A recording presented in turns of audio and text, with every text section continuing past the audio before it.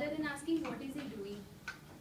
Most of the networking events where I've seen people will say, sir, this is what I do, this is what I do. And it's all, the conversation is all about की मी काय करते, ते काय करतात, त्यांनी मला कुठे reference देऊ शकतात का. पण या रेफरन्स यायच्या आधी मी ऍक्च्युली त्याला विचारलं की तुला काय करायला आवडतं. त्यांनी त्याची आवड मला सांगितली. मग त्याला विचारलं की तुझ्या आयुष्यात तुला खरंच काय तुझं पॅशन आहे. आणि मग तेव्हा जो बोलायला लागला, मग तो HR करतो हे मला क्लिअर होत गेलं. तेव्हा आपलं कम्युनिकेशन कसं होतं.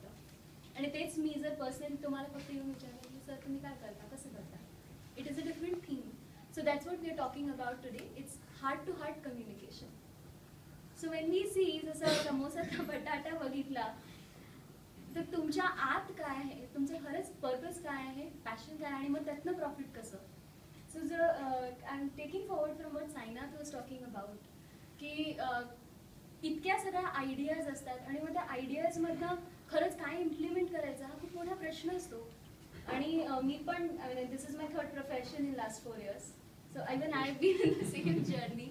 आणि फॉर्च्युनेटली जेव्हा मी या प्रोसेसमध्ये होते, आय रिअलाइज की there are 3 things that really define a human beings life, म्हणजे आयुष्य आणि बिझनेस. आणि ते जेव्हा पॅरलल जातात, जेव्हा त्यांची खूप सुंदर सांगड बसते, त्याच वेळी ते बिझनेसेस सक्सेसफुल होतात किंवा ती माणसं सक्सेसफुल होतात.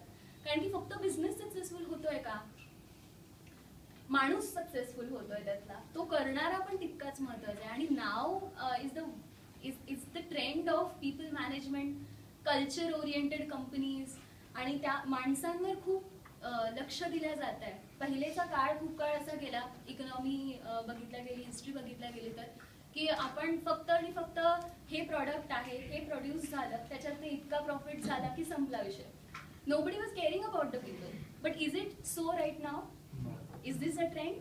The trend is changing. Why is the trend changing? Why did the trend change? Why do we need to care about people?